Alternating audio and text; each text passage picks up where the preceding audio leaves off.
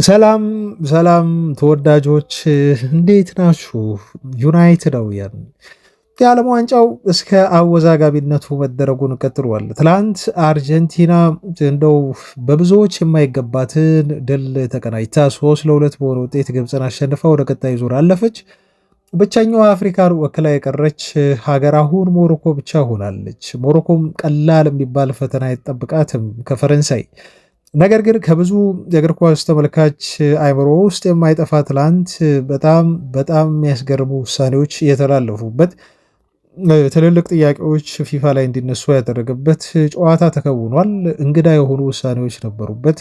አንዳንዶቹ ሶፍት ሆኖ መታለፍ ያለባቸው ውሳኔዎች እንዲሁ ተወስነዋል። ትኩረት ተሰጥቶባቸው ወደኋላ በጣም ቫር ሰዎች ዳኛው እንዲቀለብስ የፈለጉ ሁሉ እስኪመስል ድረስ ማለት ነው። አንዳንድ ሞመንቶች ደግሞ ዳኛው መመልከት እያለበት ቫር ሊጠቁመው ሲገባ እንዲሁ ያለፈበት ሁኔታ አለ። ለማንኛውም ግን የግብጾች ጥረት በጣም በጣም የሚደነቅ ነው። እውነት ለመናገር ግብፃውያን ትላንት ለአርጀንቲና ቀላል ተጋጣሚ አልነበሩም ግና ዞሮ ዞሮ እዚህ ዓለም ዋንጫ ላይ የተመለከትነው ይሄ በመጨረሻዎቹ ጥቂት ደቂቃዎች ላይ እንደው 2-0 መሪነት እየተነሱ ከሴኔጋልን ታስታውሳላችሁ ከዚህ በፊት። የትላንቱ የግብፅ ግን በጣም የሚያስቆጭ ነበር እና ያቺን በጣት የምትቆጠር ደቂቃ መቋቋም ተስናቸው እንደው አቻ ወጥቶ ወደ ቀጣይ ጭማሪ ደቂቃ ማለፍ እኮ አንድ ነገር ነው።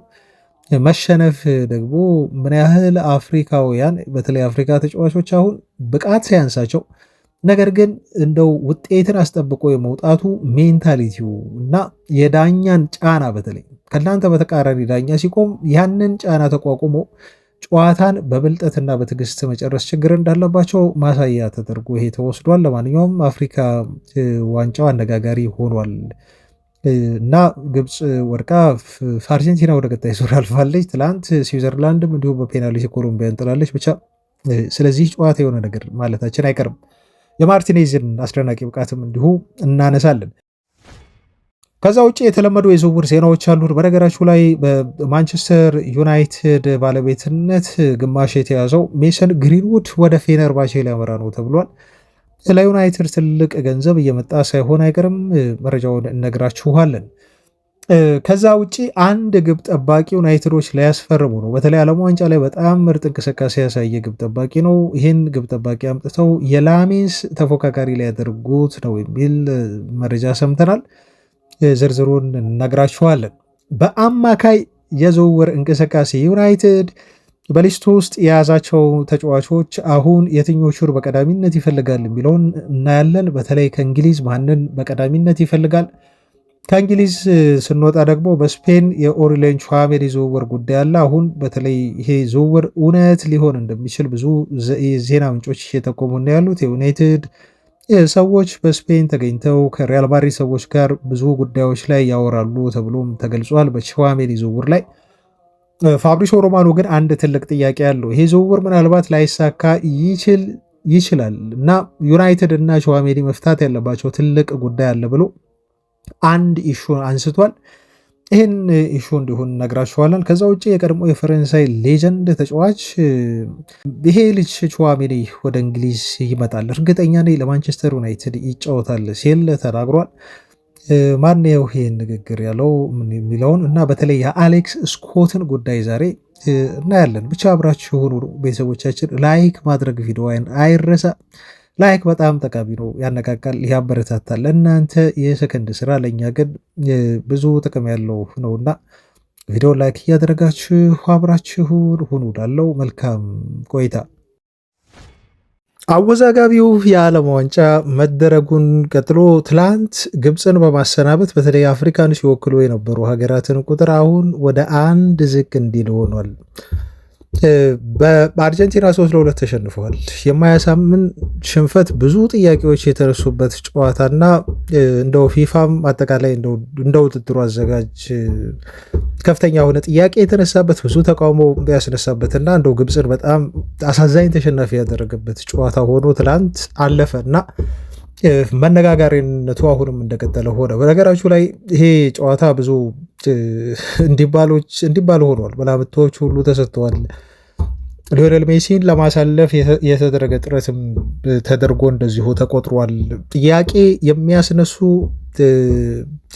ሞመንቶች ነበሩ። በተለይ የጨዋታውን በአጠቃላይ አትሞስፌር የቀየሩ ውሳኔዎች፣ በጣም ቁልፍ የሆኑ ውሳኔዎች ነበሩ። እነኚህ ውሳኔዎች አንዳንዶቹ በቫር መታየት ሳይኖርባቸው የታዩ እና ጎል እንዲቀለበስ የተደረገበት ሁኔታ አለ። አንዳንዶቹ ደግሞ እንደው መታየት እያለባቸው ቫር እንዴት ነው ይህን ጉዳይ ችላ ብሎ ሊያልፍ የሚችለው ወይ ያላየው የሚለው ጥያቄ የሚያስነሳና እንደው የአፍሪካውያን የዚህ ዓለም ዋንጫ ተሳትፎ በሚያስጠላ መልኩ በተለይ ኦፍኮርስ ሞሮኮ አለች። ሞሮኮ ከባድ ተጋጣሚ ቢሆንም ከፊቷም ይጠብቃት፣ ግን ሞሮኮ ለየት ያለች ቡድን ነች። ከሌላው የአፍሪካ ሀገራት በተለይ ውጤት አስጠብቃ እስከ መጨረሻው ደቂቃ ድረስ የመቀጠል ጫናን የመቋቋም ከፍተኛ የሆነ አእምሯዊ ስነ ልቦና ያላቸው ተጫዋቾች ናቸው ሞሮኮች። አይ ቲንክ እዚህም ያደረሳቸው እሱ ይመስለኛል። አሁን አብዛኛው የአፍሪካ ሀገራት የብቃት ችግር የለባቸውም እውነት ለመናገር ያለባቸው ትልቁ ችግር የአፍሪካ ሀገራት አሁን በተመለከትነው በዚህ ዓለም ዋንጫ ላይ የዳኛን ውሳኔዎች መቋቋም አንዱ ትልቁ ፈተና ሆኑባቸዋል። ዳኞች በተለይ ከነሱ በተቃራኒ በሚቆሙ ሰዓት ወይንም ከነሱ በተቃራኒ የቆሙ በሚመስሉ ሰዓት በከፍተኛ ጽናትና እንደዚሁ ትዕግስት ጨዋታዎችን ማለፍና ራስን እንደው ስሜትን ገዛ አድርጎ እዛው ጨዋታው ላይ ለመቆየት ጥረት ማድረግ ከአፍሪካውያን ሀገራት ከዚህ በኋላ የሚጠበቅ ነገር እንደሆነ ነው በደንብ ያየነው። እና አሁን አፍሪካውያን የብቃት ችግር የለባቸውም። ከዚህ በፊት እንደው ሙሉ በቴክኒኩ በታክቲኩ በብዙ ነገር ነበር አውሮፓውያን ወይ ላቲኖች የሚበልጡ። አሁን ያ ነገር ቀርቷል። ቤተሰቦች ይሄ ነገር ማርጅን በጣም እየጠበበ መጥቶ አሁን ምን ሆኗል? በጣም እየጎላ የመጣው ነገር የሜንታሊቲ ጉዳይ። እግር ኳስ ብዙ ጊዜ አሁን በተለይ አሁን የሜንታሊቲ ጉዳይ ሆኗል። 50% ችሎታ ነው፣ 50% ደግሞ አእምሯዊ ጥንካሬ ከሌለ እንደዚህ ቀስ እያላችሁ በጣም ጥሩ እየተጫወታችሁ ግን ደግሞ በአንዳንድ ነገራትን በተለይ በትንሽ ደቂቃዎች ውስጥ ባለመቋቋም በምትሰሯቸው ስህተት አማካኝነት ከውድድሩ ትወጣላችሁ ማለት ነው። ይሄን ተፈጥሮ ነው ያየነው። አሁን በሴኔጋል ጨዋታ ተመልክተናል። ትላንት ግብፅ ደግሞ ፍጹም አርጀንቲና በማያሳምን መልኩ ነው ግብፅ እንድትሸነፍ የሆነው በትላንቱ ጨዋታ። ኦፍኮርስ የአርጀንቲና ተጫዋቾች ይሄን ያህል ደካማ ናቸው ማለት አይደለም፣ ግን ደግሞ ግብፅ ይገባት ነበር ውጤት አርጀንቲናን ጥላ ማለፍ ይገባት ነበር፣ ግን ይሄ ሊሆን አልቻለም። ብዙ ጥያቄዎች አሉ፣ ብዙ ተቃውሞዎች አሉ። ቤተሰቦቻችን እዚህ ጨዋታ ላይ የሚነሱ ግን አርጀንቲና ወደ ቀጣይ ዙር ማለፍ ችላለች። ግብፃውያን ወድቀዋል። በከፍተኛ ደረጃ እየተቃወሙት ነው ያለው። የአርጀንቲና ማለፍ አግባብ አይደለም ብለው የሚከራከሩና አንዳንድ ውሳኔዎችን እያነሱ በዚህ ምክንያት ግብጾች ተበድለዋል ብለው ቅሬታቸውን እያሰሙ ያሉ የእግር ኳስ ቤተሰቦች በጣም በርካታ ናቸው ማለት ነው። ግን ያው ዞሮ አርጀንቲና አሁን ወደ ቀጣይ ዙር ማለፏ ተረጋግጧል። ስለዚህ ስዊዘርላንድን ትገጥማለች። ስዊዘርላንድ ትላንት ከኮሎምቢያ ጋር በፔናልቲ አሸንፋ ወደ ቀጣይ ዙር አልፋለች። ስለዚህ አርጀንቲና ቀጣይ 4 ውስጥ የመግባትም ሰፊ ድል እንዳላት ከዚህ ድልድል መገንዘብ ትችላላችሁ። በነገራችሁ ላይ የማንቸስተር ዩናይትዱ በአርጀንቲናዊ ተከላካይ ሌክሳንድሮ ማርቲኔዝ የሚገርም ብቃት እያሳየ ነው። እሱ ብቻ አይደለም፣ ማዝራዊም ዓለም ዋንጫው ላይ ለየት ያለ ማዝራዊ ነው። ኦፍኮርስ ማርቲኔዝ ሙሉ ብቃት ላይ ከሆነና እንደው በሙሉ ጤንነት የሚጫወት ከሆነ ምን አይነት ተጫዋች እንደሆነ ሁላችንም እናውቃለን። ግን ይሄ ልጅ በተለይ በዚህ ዓለም ዋንጫ በጣም የተመቸው ነው የሚመስለው። ጎል ያስቆጥራል፣ ይከላከላል። ከአልጄሪያ ጋር ሬቲንጉ 7.2 ነበር። ከኦስትሪያ ጋር 7.6 ሬቲንግ ነበረው። ከኬፕ ቨርዴ ጋር 9.4 ሬቲንግ ነው የነበረው። ሰዎች ይሄ አንድ አጥቂ በአንድ ጨዋታ ላይ ሃትሪክ ሲሰራ የሚሰጠው ሬቲንግ ነው እንጂ ለአንድ ሴንተር ባክ ተጫዋች የተለመደ ሬቲንግ አይደለም። ግን በኬፕ ቨርዴ ጨዋታ ብቻ ማርቲኔዝ 9.4 ፖይንት ማግኘት ችሏል። አሲስት ነበረው ፕላስ ጎል ማስቆጠሩን እንዲሁ ታስታውሳላችሁ እዛ ጨዋታ ላይ። ትላንት ደግሞ ከግብፅ ጋር በተደረገው ጨዋታ 8.1 ሬቲንግ አግኝቶ ነው የወጣው ማለት ነው። እና አቨሬጅ ሬቲንጉን ብታየው ወደ 8 ነው። በተለይ ኬፕ ቨርዴው ፐርፎርማንስ፣ የትላንትም የግብፅ ፐርፎርማንስ ምን ያህል ልጅ ከጉዳት ነፃ ከሆነ ራሱን ይጠብቅ እንጂ ለማንቸስተር ዩናይትድ ቀጣይ በጣም ወሳኝና የቁርጥ ቀን ልጅ እንደሆነ ነው ያመላከተን። ሌክሳንድሮ ማርቲኔዝ ወደ ቀጣይ ዙር ከአርጀንቲና ብሔራዊ ቡድን ጋር አልፏል። ግን የፊፋ አሁን ብቃት በተለይ በብዙ የእግር ኳስ ቤተሰቦች በተለይ አሁን የአውሮፓ እግር ኳስ ማህበር እንዲሁም የላቲኑ በከፍተኛ ደረጃ አሁን ፊፋን የሚፈትኑበት ጊዜ ይመስለኛል። በተለይ ኢንፋንቲኖ እንግዳ የሆኑ ውሳኔዎችን በመወሰን ቀይ ካርዶችን በመሻር እና ኢቨን እኔ አፍሪካውያን ቲሞች ሁሉ ወደ ቀጣይ ዙር እንዲያልፍ የሚፈልግ ሰው አይመስለኝም ኢንፋንቲኖ። ሌሎች ሀገራት ጎሎችን አስቆጥረው ደስታቸውን ሲገልጹ እሱ እንደው የሚናደድበት ሞመንቶች ሁሉ ነበሩ። በጣም የሚያስገርም ነው። ቤተሰቦች ከሞሮኮ ብሔራዊ ቡድን ኔዘርላንድ ላይ ያቻነቷን ጎል ስታስቆጥር እንዴት ሪያክት እንዳደረገ ታስታውሳላችሁ። እና ትላንትም ሊዮኔል ሜሲ ፔናልቲውን ሲስት ሪያክት ያደረገበት መንገድ በጣም በመሰበር ስሜት ይመስል ነበር። እና አፍሪካውያን ወደ ቀጣይ ዙር እንዲያልፉ አልተፈለገም፣ ያስታውቃል። ይሄ ከአንድ ፊፋን ከሚያክል ትልቅ ግዙፍ ተቋም የሚመራ ሰው የሚጠበቅ አይደለም። የቀይ ካርዱ ጉዳይ በተለይ በጣም ሲሪየስ የሆነ ፋውል ነው እና እኔ ሀገራት በተለይ የተለያዩ አህጉራት እግር ኳስ ፌዴሬሽኖች እንዴት አድርገው ሁኔታውን እንደሚመለከቱት አላቅም እና ኢንፋንቲኖ እንዴት እንደሚሆን ከዚህ በኋላ የዓለም ዋንጫ ካለቀ በኋላ በጣም በጉጉት ማየት የምፈልገው ነገር ነው።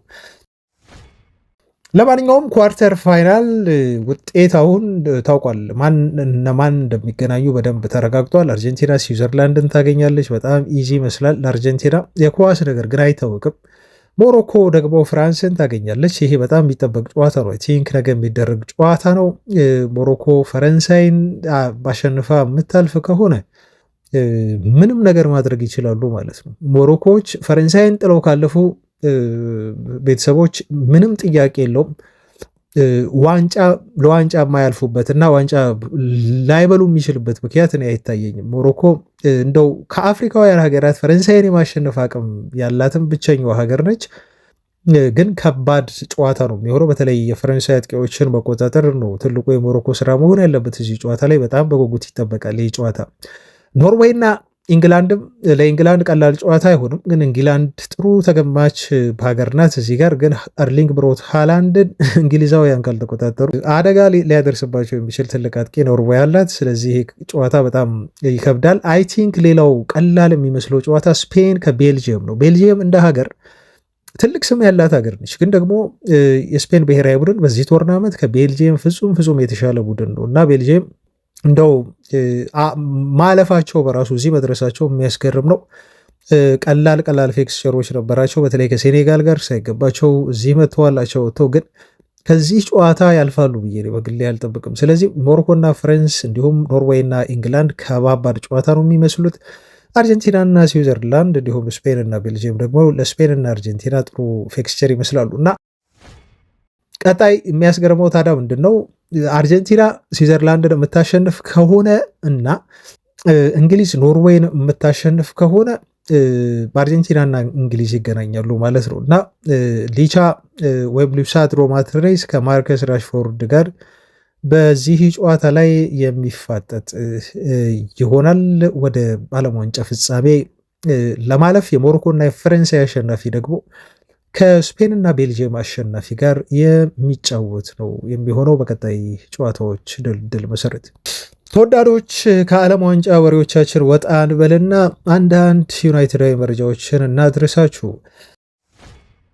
የማንቸስተር ዩናይትዱ ኮከብ አማድ ዲያሎ በዓለም ዋንጫ ላይ እንደው ወደ ቀጣይ ዙር ባያልፍም ግን ከአይቬሪ ኮስት ብሔራዊ ቡድን ጋር በጣም ጥሩ የዓለም ዋንጫ እንዳሳለፈ በግል ይታወቃል። ግን ተጫዋቹ አሁን እረፍት ጊዜውን እያሳለፈ ነው ያለው።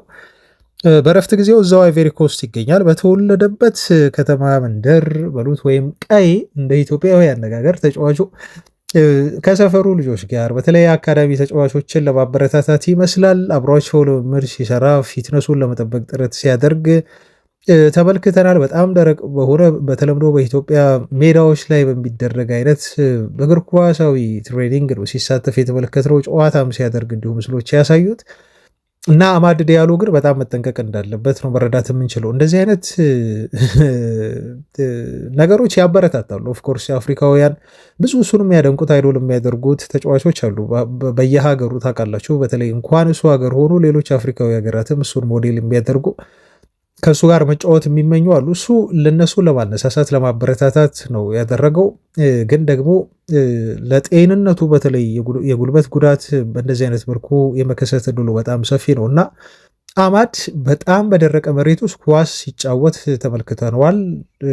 ተጫዋቹ ግን ከጥቂት ቀናት በኋላ በተለይ የዩናይትድን ፕሪሲዝን ቡድን ይቀላቀላል ተብሎ ይጠበቃል። ተጫዋቹ ግን አሁን እረፍት በማድረግ የሰፈር ጨዋታዎች ላይ በመሳተፍ እንዲሁ በታዳጊዎችን በማበረታታት ላይ ይገኛል። ታስታውሳላችሁ ኦናናም የሆነ ጊዜ እንደዚሁ ወደ ካሜሮን አምርቶ ከመንደር ልጆች ጋር ጨዋታ ሲያደርግ እንዲሁ መጠነኛ ጉዳት ይዞ መምጣቱ ይታወቃል። አማድም እንደው መጠንቀቅ አለበት በዚህ ጉዳይ ለማለት ነው። የዝውውር ዜናዎችን ላድረሳችሁና የማንቸስተር ዩናይትድ ምናልባት ከሜሰን ግሪንውድ ሽያጭ ገንዘብ ላያገኝ ሳይሆን አይቀርም። ቤተሰቦች ይሄ ዝውውር ሊሳካ ይመስላል። ፌነርባቼዎች አሁን ለመስማማት ተቃርበዋል የሚሉ መረጃዎች እየወጡ ነው ያሉት። ከኦሎምፒክ ማርሴ ግሪንውድን ለማስፈረም የቱርኩ ክለብ ተቃርበዋል የሚል መረጃ በስፋት እየተሰራጨ ነው የሚገኘው። እንደውም ዝውውሩ በቀጣዮቹ 48 ሰዓታት ሁሉ ይጠናቀቃሉ የሚል ሪፖርቶች ወጥተዋል። ተጫዋቹ በግል ተስማምቶ ጨርሷል ከፌነርባቼ ጋር። የሚቀረው አሁን ከኦሎምፒክ ዴማርሴ ጋር የሚያደርጉት የመጨረሻ ድርድርና የመጨረሻ ስምምነት ብቻ እየተጠበቀ ነው የሚገኘው። ከዛ ፌነርባቼዎች ዝውውሩን በይፋ ይገልጹታል ተብሎ ነው የሚጠበቀውና በተጫዋቹ በኩል ሙሉ መተማመን አለ። ምንም ነገር አልቀረውም። በግል ጉዳይ ላይ ተስማምቶ ደሞዙ ታውቃላችሁ በጣም ብዙ ደሞዝ ይከፍላሉ። ምክንያቱም ታክሱ በጣም ትንሽ ነው በቱርክ ሱፐር ሊግ። ስለዚህ ግሪንውድ ተስማምቶታል በደንብ። አሁን ያልተስማሙት ነገር ምንድን ነው? ፌነርባቼዎች ኦሎምፒክ ደማርሴ ለልጁ እየጠየቀ ያለው ገንዘብ መሆን ያለበት መከፈል ያለበት ብሎ የሚያስበው የፈረንሳዊ ክለብ 50 ሚሊዮን ዩሮ ነው። እዚህ 50 ሚሊዮን ዩሮ ላይ ደግሞ ዩናይትድ 40% ወይ 50% ይወስዳል ማለት ነው እና ዩናይትዶች ስላሉ ይሄን ያህል ሴሎን ክሎዝ ስላካተቱ ከ50 ሚሊዮን ዩሮ በታች አንሸጥላችሁም የሚል አቋም ይዘዋል ነው የተባለው። ፌነርባቼዎች እስከ 45 ሚሊዮን ዩሮ ለማጠናቀቅ ነው ፍላጎት ያላቸው ተብሎ የተነገረው። አዶንስን ጨምሮ ኦሎምፒክ ዴማርሴዎች ደግሞ 50 ሚሊዮን ዩሮ ይከፈላል በሚል አቋማቸው አሁንም እንደጸኑ ናቸው። ግማሹ ገንዘብ ወደ ዩናይትድ ስለሚሄድ ማለት ነው እና ይህንን ልዩነት በጣም ካጠበቡ ሜሰን ግሪንውድ በቀጣዮቹ ጥቂት ቀናት ውስጥ ነው የተባለው ምናልባት 48 ሰዓት ሁሉ ሊፈጅ ይችላል ተብሎ ተገምቷል። አንዳንድ ሪፖርቶች በጣም የተቃረበ ዝውውር አድርገው እየዘገቡት ነው እና የዚህ ተጫዋች የቱርክ ዝውውር እውን የሚሆን ይመስላል። ዩናይትድም ቢያንስ እንደው በትንሹ 20 ሚሊዮን ዩሮ ከዚህ ተጫዋች ሽያጭ የሚያገኝ ክለብ ነው የሚመስለው። ትልቅ የሆነ ገቢ ነው። ዩናይትድ በገቢ ዘንድሮ አልተቻለም። በጣም ብዙ ገቢ ነው ያለው። ከዚህ በፊት በጣም ብዙ አውርቼበታለሁ። እኔ በጣም የሚያስገርመኝ ምን መሰላችሁ? ይሄ ዩናይትድ በተለይ የኢኒዮስ አስተዳደር አምና ክለቡ ምንም ባላገኘበት እንደው ምንም አይነት የአውሮፓ ቻምፒዮንስ ሊግ ተሳትፎ ባለመኖሩ ምክንያት እንደው በጣም ኪሳችን በተመናመነበት ሰዓት አምና ክለቡ ለዝውውር ከ250 ሚሊዮን ፓውንድ በላይ አውጥቷል እና በጣም ጥሩ ተጫዋቾችን ሲያስፈርምልን ነበር። ዘንድሮ ደግሞ እንደው ለነገራችሁ እኔ አልችልም። ምክንያቱም ከዚህ በፊት አውርተንበት በጣም ብዙ ነገር ስላለበት ማንቸስተር ዩናይትድ ከያ አቅጣጫው የሚያገኛቸው ገንዘቦች ብዛት በዚህ ሰዓት በጣም የሚያስገርሙ ናቸው። የናይክ ዴል ስምምነት አለ፣ የትሬኒንግ ኪት ስምምነት አለ። እንደው በጣም በፍጥነት ባነሰው ይህም ልጅ ከተሸጠ ግሪንውድ ሽያጭ የሚያገኘው ገንዘብ አለ። ሆይለንድን ሸጦ ያገኘው ገንዘብ አለ። ካሳሚሮ በመልቀቁ የሚያተርፈው ደሞዝ አለ። ሳንቾ በመልቀቁ የሚያተርፈው ደሞዝ አለ። የእነኚህ ሁለት ተጫዋቾች ደሞዝ ብቻ ወደ 25 ሚሊዮን ፓውንድ ዩናይትድን ከደሞዝ ቢሉ ላይ ፍሪ እንዲሆን ያደርጉታል። ክለቡ ዝም ብሎ በየአቅጣጫው ገንዘብ እየወረደለት ነው። ኢቭን የፊፋ ክፍያ ራሱ አለው 2.ምናምን ሚሊዮን ፓውንድ። ከአንድሬ ኦናና ራሱ የውሰት ዝውውር ክለቡ 1.5 ሚሊዮን ዩሮ አግኝቷል ገቢ። በጣም ሌሎች በርካታ ገቢዎች አሉ። በዲቴል እንደው ብናወራበት ከዚህ በፊት ስለነገርኳችሁ ነው እንደው ለማስታወስ ያህል ማለት ነው። እና ክለቡ ግን በጣም ይሄ ሁሉ ገቢ እያገኘ አውሮፓ ቻምፒዮንስ ሊግም እንደሚሳተፍና ገቢ እንደሚያገኝ እየተረጋገጠ ግን በዝውውር መስኮት ላይ ልክ እንደ አምነው እንቅስቃሴ ያለማድረጉ እኔ በጣም ሰርፕራይዝ ያደረገኝ ጉዳይ ነው ማለት ነው። እና አመራሮቹ ከሁሉም ከምንፈልጋቸው በጣም ወሳኝ የሆኑ ዝውውሮች ራሳቸውን በጊዜ ማግለላቸው ትንሽ እንግዳ ነገር ነው። ክለቡ ገቢ እያገኘ ሳለ ለማንኛውም ወደ ዩናይትድ ይመጣሉ ተብለው ወደሚወሩ ዝውውሮች እንለፍ። ወደ ዋናው ዜናችን ከማለፋችን በፊት አንዱ የግብ ጠባቂ ጉዳይ ነው እና የፓራጓዩ ግብ ጠባቂ ኦርላንዶ ጌል ተብሎ ይጠራል። የማንቸስተር ዩናይትድ የዝውውር ኢላማ ሆኗል ተብሏል እና ዩናይትድ ባይንደርን ታውቃላችሁ አይፈልገውም። እንደውም ተጫዋቹ ወደ ቱርክ ያመራል ተብሎ ይጠበቃል። ቅድመ ስምምነት ሁሉ እንዳደረገ ባይንደር ተነግሯል። ስለዚህ ለሴላሜንስ ሌላ ተጠባባቂ ወይም ደግሞ ተፎካካሪ በሉት ግብ ጠባቂ ዩናይትድ ይፈልጋል። በዛ ምክንያት ነው የፓራጓዩን ግብ ጠባቂ ጊልን ለማስፈረም ፍላጎት አሳይተዋል ተብሎ የተነገረው እና አሁን በጣም ጥሩ ፐርፎርም እያደረገ ያለ ግብ ጠባቂ ነው። ዓለም ዋንጫው ላይ ተመልክታችኋል። 26 ዓመቱ ነው እና በዚህ ዓለም ዋንጫ ላይ በተለይ በደንብ ራሱን እንዲያሳይ ዕድል የፈጠረለት መድረክ ነው እና ፓራጓይ ሳይጠበቅ እንደው እስከ ኖክአውት ስቴጅ ድረስ እንድትሄድ በማድረግ እና በተለይ ከፈረንሳይ ጋር በጣም ጥሩ የሆነ ጨዋታ እንዲያደርጉ እንደው ጨዋታው ፋውል ቢበዛውም ግን ፓራጓዮች ደግሞ እንደ ቡድን በጣም ጥሩ እንዲሆኑ ያደረገ እንዲመስሉ ያደረገ ግብ ጠባቂ ነው እና ዩናይትድ ይሄን ልጅ አምጥቶ ለሴላሜንስ ተጠባባቂ ለማድረግ ይፈልጋል ተብሎ መረጃ እንዲሁ ወጥቷል። ወደ ቀጣይ የዝውውር ዜናዎቻችን እንለፍ። በአድማጮች ቪዲዮን ግን ላይክ ማድረጋችሁን አትርሱ። ላስታውሳችሁ ቤተሰቦቻችን ላይ እናንተ ላይክ ይጠቅመናል፣ ይደግፈናል፣ ያበረታተናል ብዙ ሰው ጋር ቪዲዮ እንዲደርስ ስለሚያደርግ አሁንም ቢሆን ለይኩን እንላለን። ወደ አማካይ የዝውውር ዜናዎቻችን እንለፍና ብዙ መረጃ እየወጣ ነው የአማካይ ዝውውሮችን በተመለከተ። ግን ማንቸስተር ዩናይትድ አሁን ትኩረቱ በሙሉ ወደ ስፔን ያደላ ነው የሚመስለው። ከእንግሊዝም የሚፈልጉት አንድ ተጫዋች አለ በቁጥር 1 ደረጃነት። ይሄ ተጫዋች ማነው ቢለውን ብቻ ስለ አማካይ ዝውውር የወጡ ዜናዎችን እነግራችኋለሁ። አሁን ከማን ጀምር መሰላችሁ ቤተሰቦቻችን? ከላውረን ዋይትዌል የሳንደርበርግ እና የማንቸስተር ዩናይትድን ዝውውር በተመለከተ ያወራውን ልንገራችሁና ወደ ቀጣዩ እናልፋለን። ሳንደርበርግ አሁን 28 ዓመቱ ነው። ከኖርዌይ ብሔራዊ ቡድን ጋር ግን በዚህ ዓለም ዋንጫ ላይ በጣም አስደናቂ ጊዜ እያሳለፈ ነው። ተመልክታችኋል። በተለይ ከብራዚል ጋር ባደረጉት ጨዋታ እነ ካሳሜሮ እና እነ ጊማሬሽ ባሉበት የአማካይ ክፍል በጣም አውትስታንዲንግ ፐርፎርማንስ ማሳየት የቻለ ተጫዋች ነው። እንደው አማካይ ብዙ ጊዜ አይወደስም እንጂ ኤርሊንግ ብራውት ሃላንድ የሶሾ ሆኖ ባለፈበት የዛ ጨዋታ ውጤት ያው ሃላንድ የጨዋታ ኮከብ ይባል እንጂ ባገኘው ሬቲንግ ከሃላንድ ቀጥሎ በጣም ጥሩ ሬቲንግ የተሰጠው ጥሩ እንቅስቃሴ ማድረግ የቻለ የአማካይ ክፍል ተጫዋች ነው እና ዩናይትዶች ለምን እንደፈለጉት ይሄ ልጅ የዛን ቀኑን ስታት ብቻ የጨዋታውን መለስ ብላችሁ ስታቱን መመልከት በጣም ወሳኝ ነው የሚመስለኝ። ቪዲዮዎችም አሉ በእርግጥ እሱን መከታተል ትችላለችሁ። እና ሳንደርበርግ አለ የዛ አትሌቲኩ ላውረን ዋይትዌል ሳንደርበርግ በእርግጥ 28 ዓመቱ ነው። ዩናይትዶች አሁን እሱን እየፈለጉት ይገኛሉ ከፉልሃም ለማስፈረም። ኢቨን ፉልሃም እሱን ከማስፈረሙ በፊት በርንሌ እያለ ተጫዋቹን ለማምጣት ዩናይትዶች ፍላጎት ነበራቸው። ነገር ግን ሊያመጡት አልቻሉም። በወቅቱ 25 ሚሊዮን ፓውንድ ከፍለው በወቅቱ ዩናይትዶች ፉልሃሞች ያስፈረሙት ከበርንሌይ። ዩናይትዶች ግን በወቅቱ ፈልገውት ነበር። ይህን ያህል ገንዘብ ስላልከፈሉ ተጫዋቹ ወደ ፉልሃም አመራ። ከበርንሌይ በ25 ሚሊዮን ፓውንድ ነው የሚለው ነገር ግን አሁን ተጫዋቹ ይበልጥ ዋጋ አለው ነው የሚለው። ፉልሃሞች 25 ሚሊዮን ፓውንድ እሱን ለማስፈረም ለበርንሌይ ከፈሉ። አሁን ግን እድሜው ቢገፋም ተጫዋቹ ከዚህ ገንዘብ በላይ ምናልባትም እጥፍ ነው እየተባለ ያለው። ይሄን ልጅ ለማንቸስተር ዩናይትድ ለመሸጥ ይጠይቃሉ ፉልሃሞች ወደ 50 ሚሊዮን ፓውንድ ሂሳብ ማለት ነው። እነሱ በ25 ቢገዙትም ግን ማለት ነው። እና ይሄ ተጫዋች በተለይ ለሲስተሙ በጣም ወዲያውኑ ፊት ሊያደርግ የሚችል እና በማይክል ካሪክ አጨዋወት ሲስተም ውስጥ በጣም ፊት የሚያደርግ ተጫዋች እንደሆነ በዩናይትድ በኩል የታመነበት ተጫዋች ነው ብሎናል ላውረን ዋይትዌል። ምናልባት ይሄ ትልቅ ሱፐርስታር ፈራሚ ላይሆን ይችላል ግን የዩናይትድን የአማካይ ክፍል ሊቀይር የሚችል እና በቀላሉ ፕሪሚየር ሊግ ልምድም ስላለው በቀላሉ ከክለቡ ጋር ሊዋሃድ በፍጥነት ሊዋሃድ የሚችል ጥሩ የስኳድ ተጫዋች ነው ብሏል ላውረን ዋይትዌል። ሌላው ዩናይትድ ይፈልገዋል የተባለው የፌሊክስ ኔሜቻ ጉዳይ ነው። ቢልድ ጋዜጣ ያወጣውን መረጃ ነው ነግራችሁ። ፌሊክስ ኔሜቻን ለማስፈረም ዩናይትዶች በደንብ አድርገው መጠየቃቸውን አሁንም ቢሆን ቀጥለዋል። ተጫዋቹን በደንብ እየተከታተሉት ነው ያለው። ልጁም ቢሆን ማንቸስተር ዩናይትድ መምጣት እንደሚፈልግ ከዚህ በፊት መረጃውን አድረሰናቸዋል።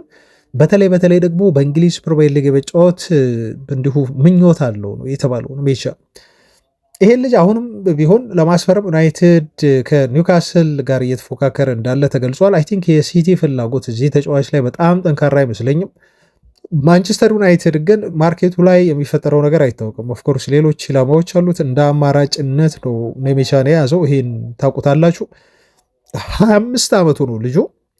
በዩናይትድ ሊስት ውስጥ ይገኛል።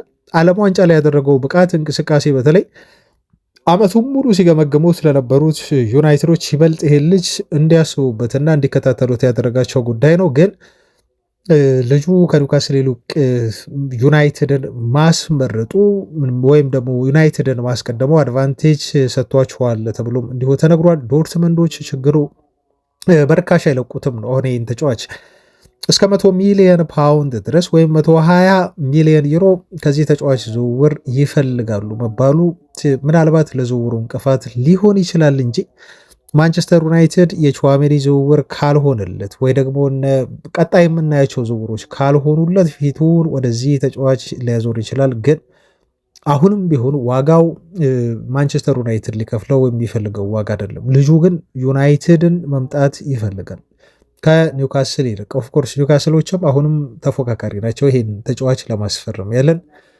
ቢልድ የተባለው ተአማኝ ጀርመን ጋዜጣ ነው።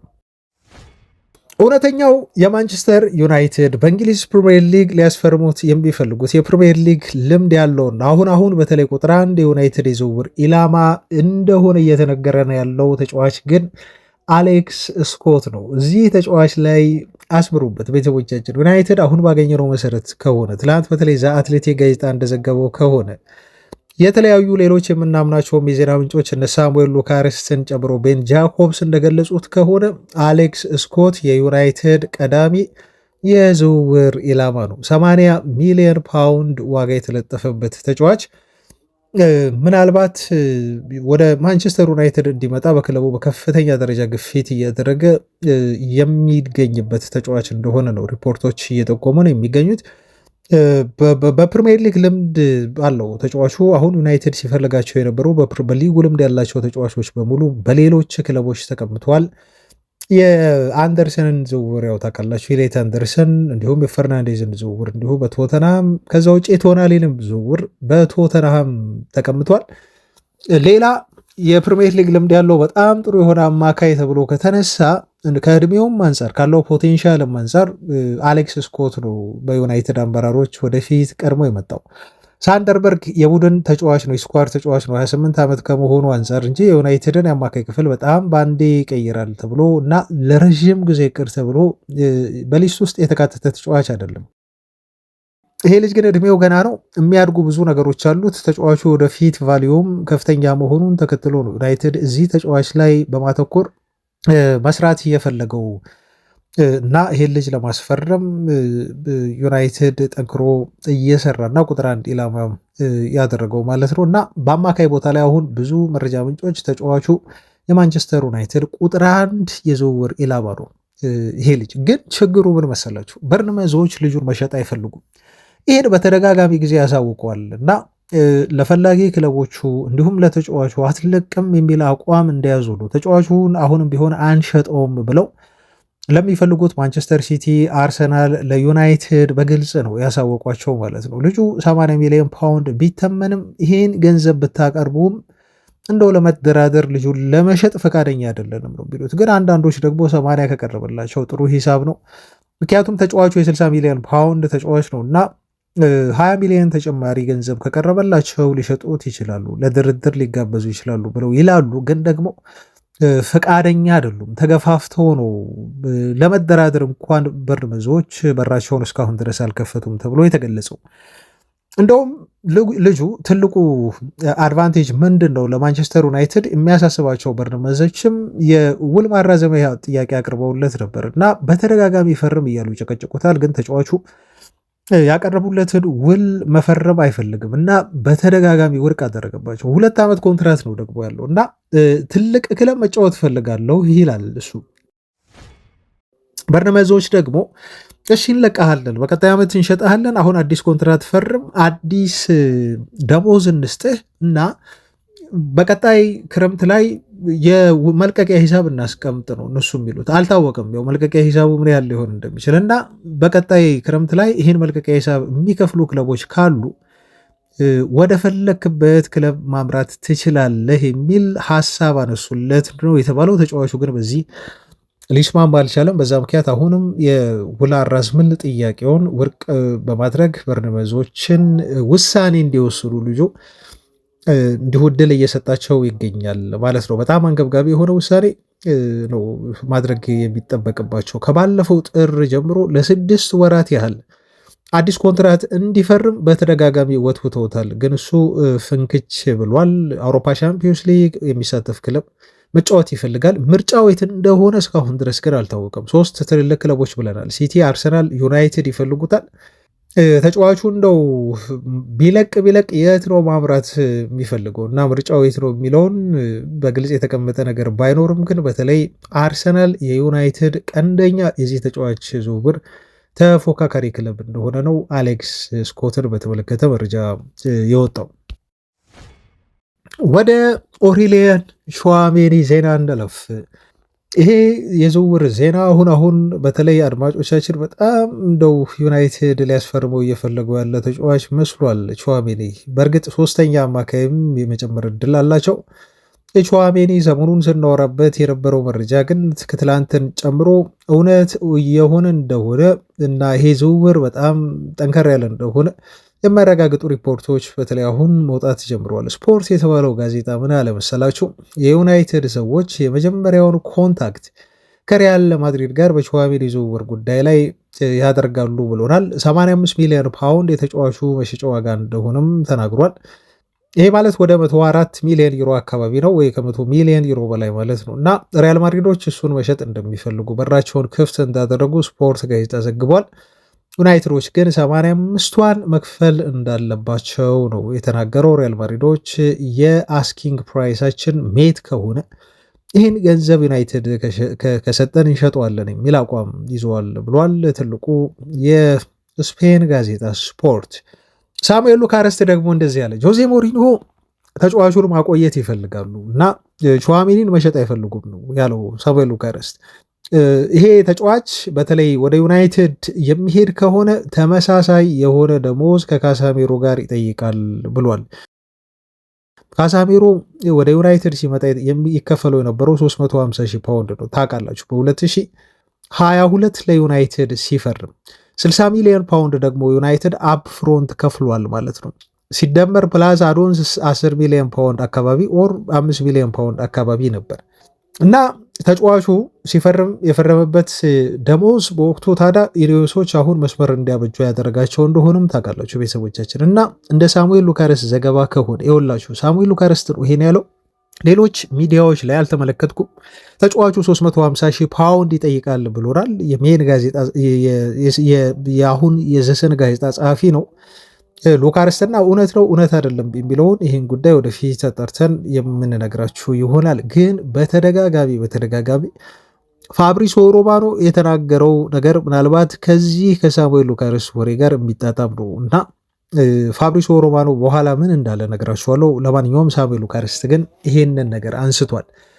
ትላንት አሁን በዚህ ተጫዋች ዝውውር ዙሪያ አጠቃላይ የወጡ መረጃዎች ምን ይመስላሉ የሚለውን ነገር እንዲሁ ጠቅለል አድርገን ስንመለከት አሁን በይፋ ንግግር ያደርጋሉ። ትላንት ወኪሎቻቸውን ዩናይትዶች ወደ ስፔን ይልካሉ ብያችሁ ነበር። ስለዚህ ይሄ ሳምንት አይ ቲንክ ወሳኝ የሆነ ንግግር የሚደረግበት ሳምንት ነው እና እስኬጁል አድርገዋል ለማውራት የሁለቱ ክለብ ተወካዮች በቹዋሜኒ ዝውውር ዙሪያ በቀጣዮቹ ቀናት ምናልባት ዛሬ ሊሆን ይችላል፣ ነገ ሊሆን ይችላል፣ ወይ ከሰዓት ሊሆን ይችላል። ይህን ዜና እየተደረገም ሊሆን ይችላል። ክለቦቹ ጠረጴዛ ስበው በዝውውሩ ዙሪያ ይነጋገራሉ ማለት ነው። አሁን ማድሪዶች ለመነጋገር ፈቃደኛ ሆኑ ማለት ቹዋሜኒን ይሸጡታል ማለት ነው። በራቸውን ክፍት አድርገዋል። በዚህ የዝውውር መስኮት ሹዋሜኒን በመሸጥ ማጠናከር ይፈልጋሉ፣ አጥቂ ማስፈረም ይፈልጋሉ፣ በጣም ትልልቅ ዝውውሮችን መፈጸም ይፈልጋሉ። እነ ኦሊሴን ለማስፈረም ሁሉ እየተንቀሳቀሱ እንደሆነ ሰምታችኋል። እና 90 ወይ 100 ሚሊዮን ዩሮ ያገኛሉ። ይሄ ገንዘብ ማለት ደግሞ ለሚያስፈርሟቸው ዝውውሮች ተጨማሪ ግብአት ነው የሚሆናቸው፣ ትልቅ ገንዘብ ነው።